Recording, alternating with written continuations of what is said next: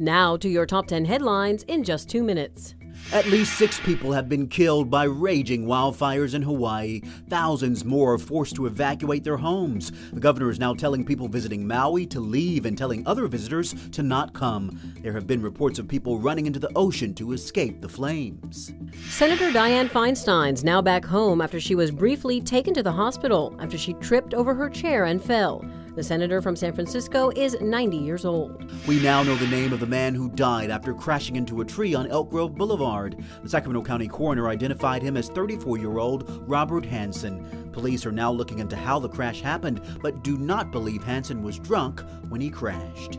The Fairfield Fire Department says 2 people were taken to the hospital after a crash on Vanden Road. They both had to be pulled from a van, and both had moderate injuries. Former Raiders wide receiver Henry Ruggs was sentenced to at least 3 years in Nevada State Prison today. 2 years ago, a woman and her dog died in a crash after Ruggs was clocked driving his sports car at more than 150 miles an hour on city streets. A blood test at the hospital showed he had been drinking before the crash.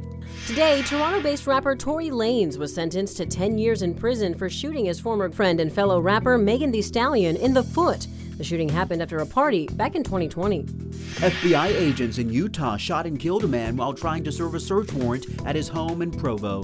The man has allegedly been making threats against the president for months. Biden is visiting Utah this week. The man's threats allegedly included using a sniper rifle, which through the raid, the FBI confirmed he did have.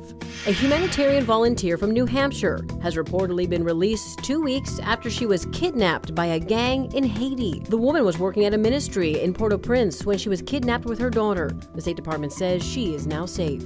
At least 45 people were hurt, 23 of them seriously after a blast at a factory in Russia. The moments right before the blast were captured on security camera footage. A Russian news agency says the blast does not seem to be connected to the ongoing war with Ukraine. This white raccoon was born at a zoo in China. That has a nearly 1 in a million chance of happening. The zoo hopes taking such a unique species will attract more people to come check out the zoo and its newest rare animal. And those are your top 10 headlines in just 2 minutes.